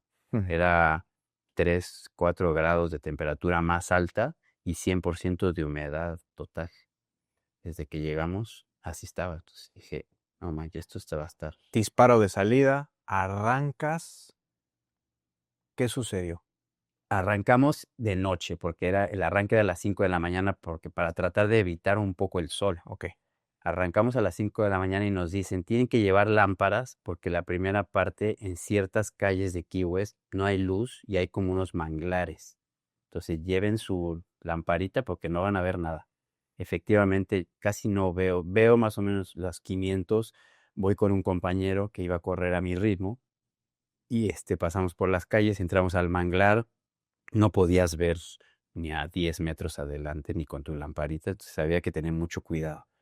Entonces yo perdí la noción de cuántos tenía adelante, cuántos tenía atrás. Hasta que salimos al malecón de Key West que te lleva a la carretera a Miami, que ya hay luz y que todo veo, pues que traigo grupito adelante, que traigo grupito atrás. Y cuando ya nos enfilamos hacia la carretera, mi esposa está en una camioneta, con mis hijos viéndome pasar y ahí le grito, ¿cuántos van adelante? O sea, más o menos porque no alcanzo a ver. Y me dice, solamente hay como 20 corredores adelante. Y yo dije, wow, o sea, de 500 que yo vaya con el veintitantos, en este momento te firmo mantenerme aquí. Entonces le dije a mi compañero, si nos mantenemos aquí nos va a ir de lujo. Yo O decía, sea, ni siquiera pensabas en alcanzar a no, no, los que no, estaban para adelante. nada, nunca lo había pensado porque nunca los alcanzo. Entonces dije, no, pues ya no nos alcanzaba a ver. Y yo venía con mi compañero y traíamos a dos franceses atrás que se estaban diciendo, vámonos con estos mexicanitos, y más adelante los tronamos, pero alcanzábamos a entenderlo, la idea. Entonces yo le dije, vamos a acelerarles el paso para ver cómo jalan estos chavos. Los jalamos. Y en cierto momento mi compañero me dijo, yo no me siento bien. Estábamos casi por el 21, pero el 20-21. Yo no me siento bien. Y me dice, yo me quedo aquí y si vas a jalar, jala. Y le dije, sí, yo ya en mi plan, yo ya tengo que cambiar de ritmo. Cambio de ritmo, los franceses se quedan con él, no quieren jalar conmigo y me enfilo solo a la carretera, pero como era de noche, yo no veía quién estaba adelante, quién estaba atrás, pero yo no tenía nadie, yo no tenía nadie. Entonces, dije, pues a mantener el ritmo, yo me sentía muy bien. La carretera de repente tienes que pasar por debajo de unos puentes en el mar, estaba padrísimo, bien rara. Y cuando paso como por el 22, 23, esta camioneta de, de mi esposa con mis hijos y me dice, o sea, vas como en décimo. ¿En qué momento brinqué toda esta gente? Me había Y no dicho que me iba di a cuenta. veintitantos y voy como en 10. Entonces yo venía emocionadísimo y me sentía muy bien. Y dije, no manches, si yo logro llegar al 10, voy a ser Tampoco el pensabas que... todavía en No, alcanzar no, a no. meterte en el podio, era, o sea, aquí me quedo, poca madre. Exactamente, llego en 10 y voy a ser el héroe nacional. Así que sigo corriendo y empiezo a pasar al 9, al 8, al 7 y en el 25 se daba la vuelta y regresaban por donde veníamos los líderes. En ese momento, cuando voy como por el 22, 23, veo que viene la motito lidereando y el tipo atrás, el de primer lugar, y veo otros dos que vienen pues, como 50 metros atrás de él tratando de alcanzarlo. Y en ese momento dije, voy a calcular el tiempo en el que me pasó para saber hasta dónde va a ser el retorno y para saber cuánto me lleva. Entonces, al momento de que yo doy la vuelta en el 25, dije, pues estos me sacan 2 minutos nada más, no es tanto. Entonces, doy la vuelta, ya me enfilo de regreso y empiezo a acelerar. ¿Cómo a qué paso ibas? En ese momento yo creo que iba como a 4:20 por kilómetro. Había empezado como 4:40 y le había ido bajando. Yo creo que llega como a 4:20. Y en los siguientes, entre el 25 y el 28, pasé a todos. Se empezaron a quedar el calor, ya empezaba a salir el sol. O sea, estábamos como a 35 grados con humedad al 100. Era una locura, pero yo me sentía normal porque era más o menos lo que había entrenado. Los gringos que habían entrenado en fríos estaban cayendo. Claro. Entonces empezaron a bajar el ritmo, los paso muy rápido, hasta que en algún momento ya tengo a la motito a la vista. Entonces yo dije, yo no estoy tan lejos güey, nada más alcanzaba a ver la lucecita roja de su moto. Dije, ya no estoy tan lejos. Cuando paso de regreso, mi esposa que se había quedado ahí, me dice, vas tercero. Y ahí cuando dije así como que o sea, me puse escalofríos y dije, tercero en el 28, 27, pues hay buenas probabilidades de salir hasta en Claro. podio. Faltaba un buen. Pero imagínate cómo es tu mente que no te la crees, que en vez de decir, puedo alcanzar el primero, yo decía, podio. O sea, Sí. tercer lugar, voy en tercero, aquí me quedo, que no me alcancen, mantengo En lugar de ver hacia adelante, ves hacia Exacto, voy atrás. atrás, a ver, no me va a alcanzar, pero yo los que había pasado los vi muy mal. Entonces dije, creo que no tengo a nadie que me pueda pasar. Pues sigue la carrera, paso al tercero, paso al segundo y cerca del kilómetro 30 alcanzo al primer lugar. Y algo súper chistoso, en vez de pasar y emparejarme con él o rebasarlo, me llegó a la cabeza, me voy a poner a platicar con él. ¿Por qué me vino eso a la cabeza? Yo nunca lo voy a entender. Me emparejo y le empiezo a sacar plática. ¿Qué onda? ¿Cómo vas? Un Diego Hey, Un gringo. Hoy ya venía, ya no se veía, forzado ya, estaba. ya venía forzado. Comparado conmigo, venía forzado. Que esa me dio una muy buena espina porque dije, Ah, si yo aguanto, no me va a aguantar. ok. Pero dentro de mi cabeza dije, yo necesito saber de dónde es él. Porque si viene de entrenar en calor, me va a aguantar. Si viene de entrenar en frío, no me va a aguantar. Esa era mi teoría en ese momento. ¿Por qué pensé eso? No sé. Ahí me aventé yo creo que 2 kilómetros con ¿Y él. le sacaste la sopa o sea, le dijiste, Sí, where are you le from? dije, sí, ¿de dónde? No sé qué, me dice, de Filadelfia. Y dije, uy, ya valiste. Porque entrenaste en frío. Y de ella me preguntó, ¿tú? Le digo, no, soy de Cancún. Y ella me dijo, uy, no, pues tú estás acostumbrado a esto. Y le digo, pues la verdad es que está más caliente de lo que es Cancún, pero me siento bien. Y me dice, no, pues, le digo, ¿vas a mantener este ritmo? Y me dice, sí, o sea, por el momento este ritmo está bien. Le dije, bueno. Lo aguanté 1 kilómetro más y dije, a este hay que tronarlo mentalmente. Y volteo y le digo, oye, a partir de aquí yo voy a acelerar un poquito más. ¿Quieres jalar conmigo? ¿Tienes algún inconveniente? Casi, casi yo demasiado polite, le digo, voy a jalar, ¿quieres jalar conmigo y nos ayudamos o te quieres quedar atorado? Me dicen, yo no puedo más. Me dice, si voy a tener algo de sobra, lo necesito para más adelante. Ahorita no puedo acelerar. Y me dijo, vete. Entonces dije, aquí es cuando. Cuando doy 3 pasos adelante de él, luego mi cabeza, ¿qué hago? Me aprieto un poquito el ritmo para desaparecerme de su vista y que mentalmente diga, este güey ya no lo alcancé, o lo voy midiendo y cuando él quiera apretar al final yo tenga con qué apretar. Mi cabeza me dijo, vete. Bajé al ritmo a 4:10 y bye. Cuando hice algunas curvas antes de regresar a Key West, volteo, ya no lo tenía en la vista. Mi esposa con mis hijos ya dentro de Key West, ya desde que me vieron de lejos, me dijeron, yo ya traía el de la moto, ya me estaba guiando, ya cuando me ven en primer lugar, ya se brincaban como locos, no podían creer lo que estaba pasando y mi única preocupación era, decía, ¿vieron al segundo dónde se quedó? Y me dice, le sacas 10 minutos, o sea, una locura, ya no, si mantienes este ritmo ya no te va a alcanzar. Y dije, excelente.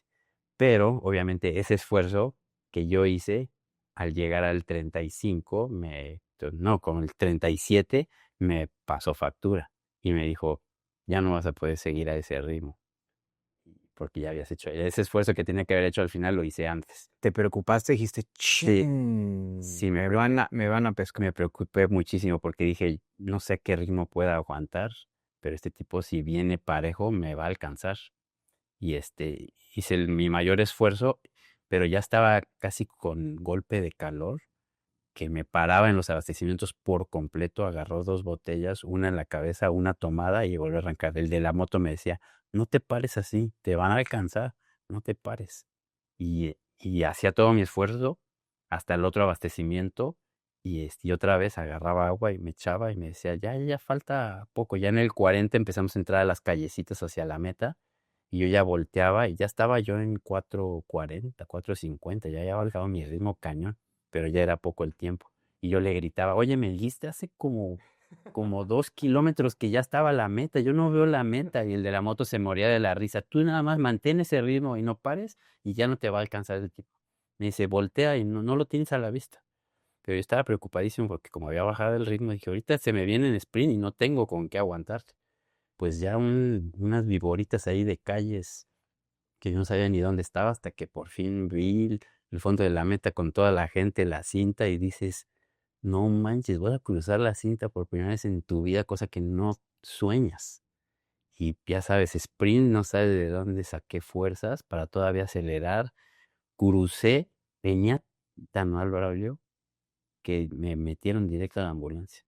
Oh. Crucé la meta, empecé a caminar, me iba a caer, me agarraron, me abrieron las puertas de una ambulancia que estaba ahí a 100 metros, ¡fu! Para adentro. Y cerraron la ambulancia. ¿Y qué pasó? ¿Ganaste? No sé qué. Sí, sí, sí. ¿Te sientes mal? No, me siento súper mal. Ya me empezaron a poner hielo, me dieron agua, pasaron. ¿Te picaron para No, no, suero, no? no me picaron. Solamente me tomaron la presión. Pasaron 5 minutos que estuve ya dentro de la ambulancia. Me toman la presión el paramédico y me dice, ¿saben qué? Pásenme otra banda porque está marcando mal. Me está marcando 100, 100 o 110 pulsaciones. Y le digo, ¿está bien? Y me dice, no, no puede ser que esté bien. Te acabas de terminar un maratón a todo. Como entraste con golpe de calor, es imposible que estés en 110. Le digo, no, así es mi frecuencia. Y me dice, no puede ser, pásenme la manual. Me pasan la manual y lo checa manual, y 100 o 100, ya iba en 90. Y dice, no puede ser que hayas hecho ese esfuerzo y que tengas esa frecuencia. Le digo, sí, es que mi problema no era de frecuencia. Mi ¿Dónde problema era tendría que estar de. la frecuencia? Para alguien que no entiende lo que está pasando, ¿dónde tendría que estar? Claro, para ellos se imaginaban, por ejemplo, durante la carrera, yo creo que en las partes finales, yo creo que yo traía 160, 170 pulsaciones, y al terminar, una persona que es su primer maratón, pues se le mantiene ahí 150, 140 durante los primeros minutos. Y a mí me bajaba Regular. Inmediatamente. El doctor no lo podía creer. Ya cuando la checa dice, no, sí está bien, es increíble cómo te puedes recuperar así rápido. Le digo, sí, pues es que terminar el golpe de calor. Ya me controlaron y le tocaban en la ambulancia. Oye, viene otro peor que este. Me dijeron, es la única ambulancia, tú ya estás bien. Me sacaron de la ambulancia, me metieron al otro y ya me fui a festejar con mi familia que estaba llegando en ese momento. Mi hijo me dio me acuerdo, una Pepsi. Me dice, denme una Pepsi, con eso yo ya estoy bien, es lo único que necesito. Me dieron una Pepsi sentado ahí en la calle y ahí, ¿A qué te supo esa Pepsi? no, la gloria, no la voy a olvidar nunca. No la A voy a ver, olvidar nunca. yo me acuerdo cuando estaba muy duro en el triatlón, hacíamos una ruta de Cuernavaca a Puebla, que son más de 100 kilómetros en bici. Y me acuerdo que ya casi llegando a donde este era el destino final de la ruta, me acuerdo que lo hice como 3, 4 ocasiones, no recuerdo bien, pero era una madriza increíble esa ruta. Y había una tiendita, güey, antes de llegar a una caseta ahí de cobro vehicular. Creo que ahí éramos como ya llegar ahí, güey, era un logro. Y me acuerdo que me compraba una coca y unas papas sabritas. Y era como estar comiendo caviar, güey, en el mejor restaurante del mundo. Y yo así, haciendo bola las papas, y me las metía a la boca y la Coca-Cola. Era un éxtasis. Sí, es increíble cómo te sabe eso. Increíble, como tú sabes. ¿En qué momento, Vic, dejó de ser un hobby y se convirtió en un trabajo? Y un trabajo en el buen sentido de la palabra, ¿no? Hay mucha gente que le va súper bien en la vida, que sabe que para los demás es un trabajo, pero para ti es un juego y para ti es un placer. Pero ¿en qué momento dijiste, aquí hay negocio? Bueno, regresando a lo que habíamos platicado, cuando yo me salgo de la hotelería y abro mi empresa, como ya llevaba algunos años, siempre llevaba 10 años corriendo maratones, pues a la gente que yo inspiraba o la gente que me conocía, siempre durante ese tiempo me decían, oye, ¿por qué no me entrenas? Y yo le decía, pues, ¿cómo te voy a entrenar? No tengo ni idea cómo entrenarte. Ay, pero pues, ¿cómo lo vas a saber si eres Y acabas de ganar, y güey. Exactamente, si eres maratonista y no sé qué. Y le digo, sí, pero yo me sé entrenar, o sea, me sé entrenar yo solo. Yo conozco mis cargas, conozco mi cuerpo. Le digo, no tengo ni idea de cómo entrenarte. Te puedo dar tips, que es lo máximo, pero no, yo no me veía como un coach. Y pero fue tanta la insistencia cuando ya me salí de la hotelería y ya tenía más tiempo, pues empezó a subir esta cantidad de gente que me decían, oye, a mí me gustaría que me entrenaras para un maratón. Y ahí fue cuando me hizo el clic y le dije a mi esposa, pues fíjate que sí me gustaría, pero obviamente yo no entrenaría a nadie sin estar preparado, para empezar porque no entiendo y en segundo porque es una responsabilidad enorme entrenar a un corredor y más a un maratonista. Así que a todos los que me dijeron, les dije, creo que sí voy a tomar la alternativa, pero me voy a dedicar todo este año a estudiar. ¿Qué año estamos hablando? Estamos hablando del 2017. Ok. En el 2017, por ahí de marzo, perdón, estamos hablando del 2016, cuando yo empiezo a estudiar. Todo el 2016 dije, todo este año voy a seguir corriendo mis maratones, pero voy a empezar a estudiar, como a certificarme como un coach, sobre todo de maratón. Y todo ese año empecé a estudiar y a leer y a tomar videoconferencias con los meros de la Federación de España de Atletismo y de maratonistas y todo. Me aventé todos esos cursos, todas esas certificaciones y todo eso. ¿Crees que hace falta en México ese tipo de cursos, capacitaciones, desde esa fecha, 2016, Sí, hasta el día de hoy? muchísimo, sí, muchísimo. Creo que hace muchísima O falta. sea, tú te sigues preparando internacionalmente porque no encuentras aquí en México. Exactamente. Yo, por ejemplo, ahorita estoy tomando un diplomado justamente con Antonio Serrano, el entrenador de los maratonistas españoles, porque acá pues, realmente no lo encuentras no lo encuentras tan fácil. Y sí lo has buscado, sí lo has buscado Sí, claro, localmente. sí lo he buscado, pero la verdad no he encontrado nada que me Mm, convenza y siempre acabo en España, siempre mm, acabo tomando todos los cursos y mm. diplomados de España y todo el tiempo me estoy actualizando porque todo cambia, todos los sistemas de entrenamiento, la tecnología, todo cambia, entonces tienes que estar al día como en cualquier otro trabajo, cualquier otra cosa a la que te dediques. Te empezaste a preparar 16. 2016, 17. Así es, cuando termina cuando empiezo el 2017 dije, con la experiencia que tengo como maratonista y ya los estudios que tengo, creo que ya puedo entrenar a alguien con la responsabilidad que se debe. Y en marzo del 2017 empecé el primero que me dijo, oye, ¿me entrenas? Perfecto, tenía uno, y ese uno le fue diciendo al otro, y le fue diciendo al otro, y le fue diciendo al otro. Y para finales del 2017 yo ya tenía unos 20 corredores, Ok. todos de boca en boca. Ahora, incluso al día de hoy considero que no es tan sencillo encontrar un coach. O sea, es de boca en boca y tienes que como, como que invertir tiempo en inscribirte en carreras, en irte metiendo al ecosistema como para que empieces a ubicar quién es quién y te recomienden y demás. Yo te escuché decir que cuando tú corrías a ese nivel, en esos años 2015 que ganaste Key West, tenías un coach. ¿De dónde lo sacaste? Cuando nosotros estábamos aquí en Cancún, yo corría con un amigo que también estaba muy clavado en lo de los maratones y que había sido director de Sport City, cuando Sport City estaba aquí en Cancún. Entonces él tenía muy buenos contactos y como cada año tenía planes de maratón y tenía un grupito, él tenía ese contacto y por medio de otra persona consiguió a un entrenador reconocido en México que nos viniera a entrenar acá. Mm. Entonces le pagábamos los viáticos y que se quedara aquí 3 meses y nos entrenaba todos los días para mandarnos a todo este grupito al maratón. Así lo conseguí, que fue muchísima suerte de que tener un entrenador de ese nivel que pudiera estar aquí en Cancún fue lo que hizo totalmente la diferencia de lo que yo aprendí, porque si no me hubiera tardado mucho más tiempo o hubiera utilizado un coach de aquí. Ya había probado con un par de coaches en Cancún que me dejaron tirado a medio camino. La importancia del coach, hoy yo no sabes cuánto lo valoro. Y también tristemente creo que yéndonos al otro extremo hay gente que se hace llamar coach y ni tiene certificación. Solo ve la lana, decir, oye, pues si tengo 20, 30, 10 personas que les cobro tanta lana al Claro, mes, pues de eso puedo vivir, eso, así es. ¿no? Entonces, digamos que ahí está su prioridad más que en prepararse para saber cómo comunicar un entrenamiento o cómo tropicalizar o personalizar lo que tú necesitas, porque cada uno es una bioindividualidad, o sea, somos cuerpos, pues sí, de 2 brazos, piernas, pulmones, corazón, pero todos reaccionamos diferente ante Así el es. clima, ante una ruta, ante el ejercicio, etcétera, ¿no? Yo sé que eres un coach conocido, ¿no? Por eso, porque tu nivel de esmero en los atletas es superior, inclusive les pides pruebas de laboratorio, demás, cosas que no todo mundo hace, Víctor, Así es. es la verdad. Pero quiero meterme al tema emocional.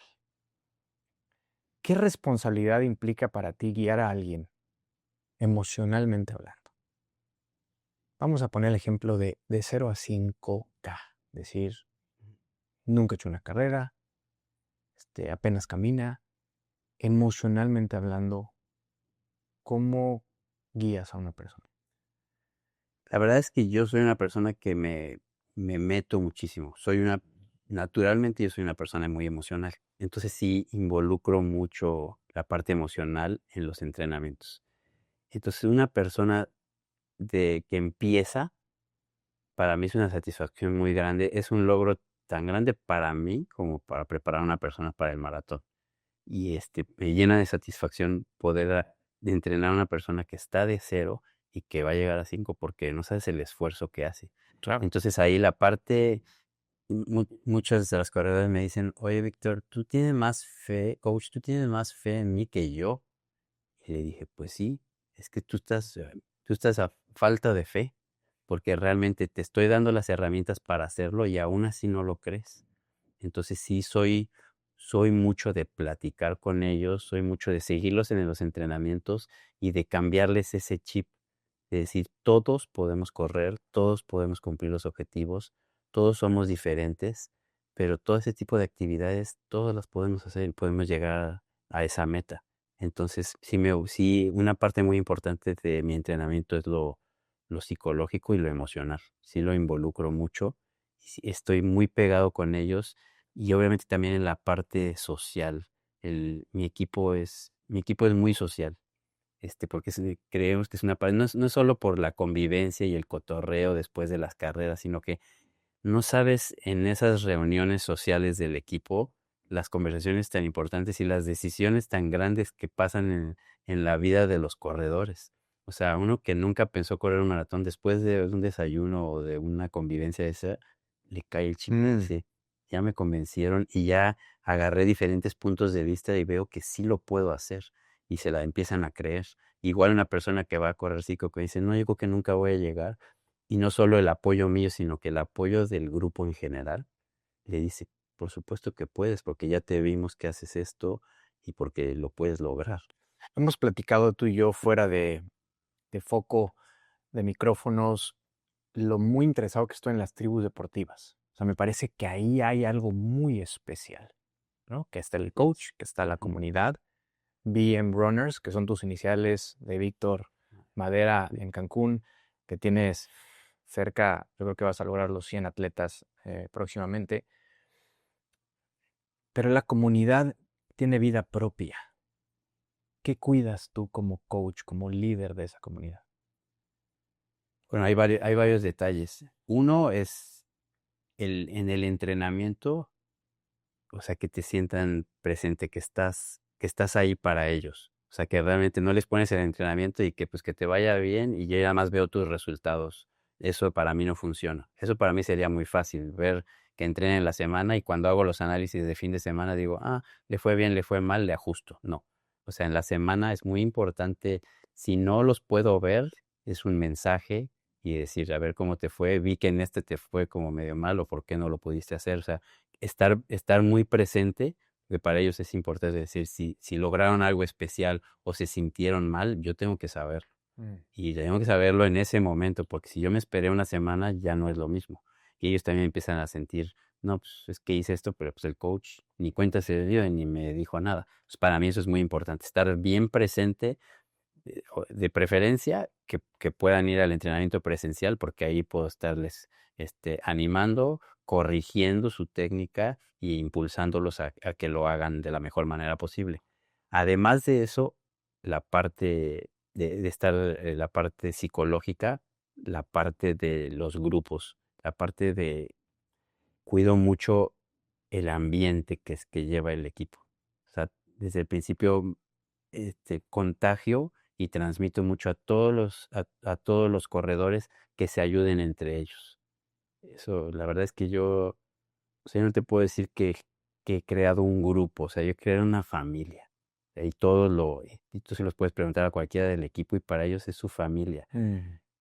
Nada más para ponerte un ejemplo de esto, tengo un porcentaje, no sé, te puedo decir un 10%, 15% de corredores que ya no corren conmigo, que ya no los entreno porque están en otra disciplina o porque ya no les dé el tiempo o porque ya no se les antojó y no se quieren salir del grupo y si vamos a la convivencia van y a donde todas las reuniones sociales o eventos, esos son los primeros que están ahí. Y no, ya no corren, ya no entrenan, por distintas situaciones y están ahí y son, o sea, lo máximo es su familia y no la quieren soltar. O hay otros que tengo que están en otro equipo y que la parte social me dije, y no me saques del grupo porque yo Qué entreno curioso. con ellos, Sí, pero mi familia son qué ustedes. curioso. Entonces, esa parte social en la que todo el mundo se ayuda, en la que todo el mundo aporta, eso creo que es lo que más cuido, es lo más valioso que tengo en mi vida. ¿Recuerdas algún corredor que llegó roto o llegó rota y se reconstruyó contigo? Se reconstruyó en comunidad, se reconstruyó gracias a la contención de BM Runners o de estas tribus deportivas. Sí, definitivamente tengo muchísimos Cuéntame una historia, no tienes que decir nombre, apellido, Ajá. pero decir este corredor, esta corredora. Y la primera que me está llegando a la mente es una corredora que no es una corredora común, que es como de las que platicamos, que llegó de 0 a 5, que era más que nada, lo más importante para ella era como entrar en vitalidad, entrar en hacer ejercicio, bajar de peso, mantenerse bien, pero que no estaba acostumbrada nunca a hacer ejercicio, entonces era un proceso difícil y durante la pandemia, este, perdió a su, perdió a su pareja. Entonces esa parte Sí, la rompió. la rompió por completo y, y en vez de perderla entre yo y el grupo, logramos recuperarla, logramos que se integrara de nuevo al equipo y que hoy en día corre 5 corre 10 corre 21. Este, hemos hecho maravillas y ella, o sea, le ha cambiado la vida y ha logrado, o sea, su pareja obviamente lo era todo, se le había acabado el mundo. Y la parte de que tenga el grupo en el cual usted pueda seguir participando y que tenga esa familia y que tenga el apoyo de todos nosotros en todos los aspectos de su vida, creo que la volvimos a la... ¿Cómo has tenido que reinventarte como coach, como líder, como anfitrión de una comunidad, como papá, como esposo? No está fácil. No, claro que no. ¿Cómo malabareas las pelotitas en el aire? No, pues es difícil, o sea, para empezar este tema de coach, obviamente, y de corredor, pues te cambia el estilo de vida. Y ese estilo de vida, pues se lo cambias a tu familia, porque obviamente, pues toda esa parte, todo gira alrededor de lo que hago yo. Entonces, las vacaciones, los tiempos en familia, las reuniones, todo eso, entonces no está tan fácil los horarios en los que entreno, por ejemplo, pues yo todos los días me paro a las 4 de la mañana, a las 4:30 cuando mi familia se levanta, pues yo ya no estoy, y eso ha sido por años, por años, por años, y eso pues obviamente también modifica el estilo, el día a día de una familia. Claro. Pero yo creo que la clave no es tanto lo que yo haya tenido que sortear, sino que lo que sorteó mi familia. Y lo más importante es que mi esposa, o sea, está 100% apoyándome. O sea, no importa lo que haga, o sea, siempre se ha adaptado, siempre me ha apoyado absolutamente en todo, se ha encargado de lo que se tiene que encargar, que con los niños, que con sus actividades cuando yo no pudiera, todo el estilo de vida. Y no solo eso, lo más cañón es que les has sabido transmitir a mis hijos la parte importante de lo que yo hago, porque pues ellos chicos como que de repente decían, no, pues papá, ahí por ahí anda corriendo y ni lo vemos. Y ella los enfocó totalmente a decir, o sea, este es el mejor ejemplo que pueden tener. Y los motivó y los involucró. Y mis hijos crecieron viendo maratones y viendo atletas y viendo reuniones y viendo buena vibra. Y ese ejemplo es lo máximo que ¿Qué le puede quieres ser. decir que no le has dicho? ¿A mi esposa? Oh, pues le quiero decir que estoy eternamente agradecido. Yo creo que se lo he dicho de alguna manera, pero yo creo que no tan de fondo.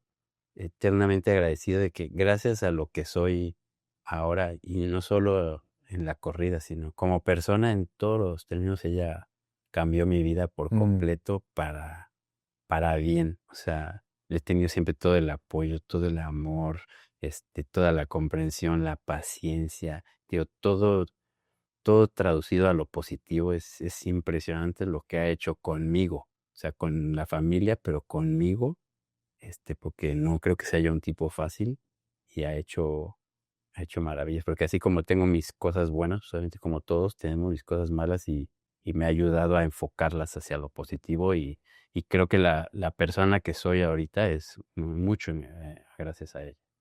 pues ellos son tu verdadero Key West, Exactamente, definitivamente. así es. Voy a ir cerrando la conversación, Vic. Ha sido una delicia platicar contigo. No sabes, me tienes así en la orilla de la silla, cabrón.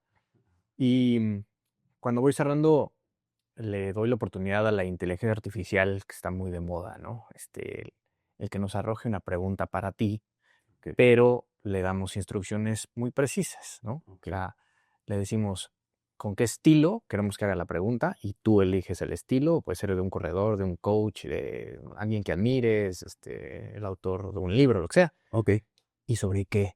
Sobre la vida, sobre el maratón, sobre el ejercicio, sobre la familia. Tú escoges el tema. Entonces, ok. dime con qué estilo.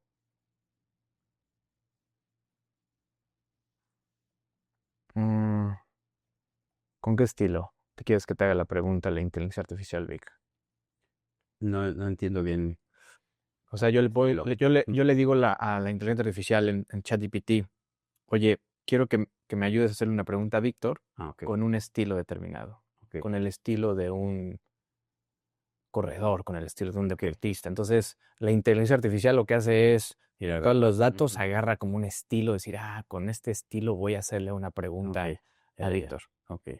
Alguien que admires, alguien medianamente público, Um, un corredor, sí, puede ser con el estilo de, digo el nombre, ¿sí? el estilo de Eliud Kipchoge. Órale, güey. Ah, pues te fuiste alto. Eh, a ver si lo escribo bien, güey. Es Eliud, que creo que sí. ¿Acerca de qué? ¿De qué quieres que te pregunte Eliud? ¿Quieres que te pregunte acerca de algún tema en particular? Sí, Vida, deporte, de ejercicio. la vida. Ok, ahí está, ¿eh? Vamos a ver. Aquí está ya. Víctor, tú que has recorrido tantos kilómetros con los pies, ¿cuál ha sido la distancia más difícil que has tenido que recorrer con el corazón?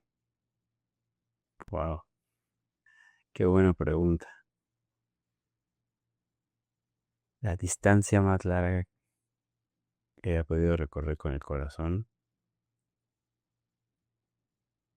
yo creo que es llegar a haber podido sobrepasar todos los, todas las etapas difíciles de mi vida y convertirme en la persona que soy hoy. Mm, Aunque he sido una persona que ha tenido muchas cosas positivas, sí tengo en la parte de mi vida unos baches gigantescos de vida que, que creo que me hicieron la persona que soy ahora, que, que tuve que sacar fuerza de mi corazón, no tenía nadie más que me pudiera sacar en ese momento, y esa parte de salir adelante después de sentir que pues, no tenía caso prácticamente ni vivir mm. al día en el que estoy hoy, creo que obviamente esa es la distancia más importante que he logrado en mi vida. Si tu vida fuera un maratón dividido en 4 bloques de 10 kilómetros, ¿en cuál estás ahora? Estoy estoy en el último bloque, Ok. estoy en el último bloque, estoy disfrutando la carrera, ya maduro, ya satisfecho de las cosas que he hecho, aunque con un jalón muy importante Claro, por terminar. claro. ¿Tienes algún ritual raro antes de correr un maratón, una carrera, que si no lo haces, dices, me va a ir mal? Sí, escucho una canción, no soy súper religioso, Ajá. pero hay una canción que me ayudó mucho a entrenar en momentos difíciles, que ahora antes del maratón no puedo arrancar sin ella. ¿Cómo se llama? Se llama I Can Only Imagine. ¿Es de los Beatles? No, es una, es una canción, ¿cómo se dice? ¿Cristiana? Cristiana. Es una ¿Te canción, sabes el autor? no ¿No? Ahí recuerdo en luego este lo momento. pasas. Hasta película hay. Me encantaría escucharla, güey. Sí, claro. Súper. Yo no sé por qué dije los Beatles, pero este, Me parece, pero sí es una sí. canción cristiana del que tiene hay una película de la historia del que creó la canción. Mm, La historia es muy padre y además la primera vez que la escuché viendo un video no sé si conoces a la familia Hoyt.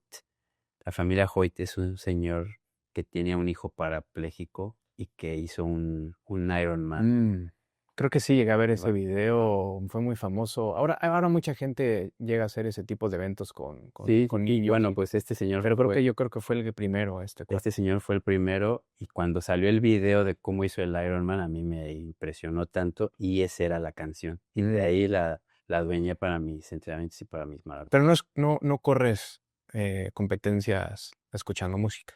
No, cero. No, ¿Por no, qué? no. Mi coach me dijo desde el principio, me dijo, para correr el maratón hay que tener los 5 sentidos, Ok. bien vivos y los audífonos te quitan uno. Y de ahí, corre. Fíjate que recientemente corrí París, tú lo sabes, Sí. platicamos, ¿no? Con mi esposa, el maratón de París, y fíjate que prácticamente todo el maratón lo corrí escuchando música.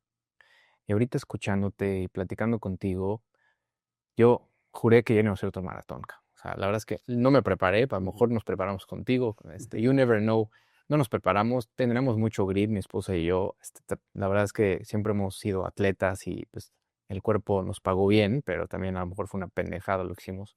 El punto es que terminamos, pero lo traigo a la mesa porque mi esposa, el último kilómetro, me dijo, quítate los audífonos, disfruta, quítatelos. Bueno, me dan ganas de llorar, o sea, de decir, claro, y es una emoción que solo las personas que corran un maratón lo pueden vivir. Hagas el tiempo que hagas, cruzar esa meta, wow. Y fue, quitaron los audífonos y es otra experiencia. Entonces, te lo digo porque ya se me antojó hacer Sí. uno sin audífonos. Ah, No, es es otro. otra bestia. Sí, es que tienes que percibir todo el ambiente. Pues ahí lo tienen público inteligente, conocedor. Víctor Madera es un genio, resiliente y apasionado.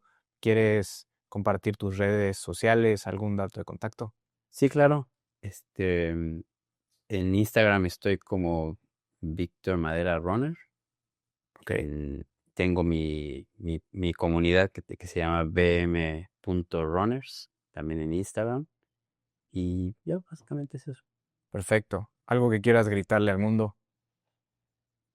Que, que sigan persiguiendo sus sueños y que sigan corriendo muchos kilómetros. Oye, antes de cerrar, si tuvieras una varita mágica, ¿qué arreglarías en tu vida? ¿Qué arreglaría en mi vida? Creo, me gustaría, me gustaría tranquilizarme más. Me gustaría, creo que traigo por naturaleza un chip de, de, s- de siempre preocuparme de más. Y esa parte con la que he batallado en mi vida, y creo que he logrado irla tranquilizando, pero todavía no me siento satisfecho. Creo que ahí esa varita me gustaría que pudiera disfrutar más de la vida sin preocuparme tanto. ¿Quieres decir algo más? No, Bien, Vic, gracias a todos. Hasta el siguiente episodio. muchas Cada semana. gracias.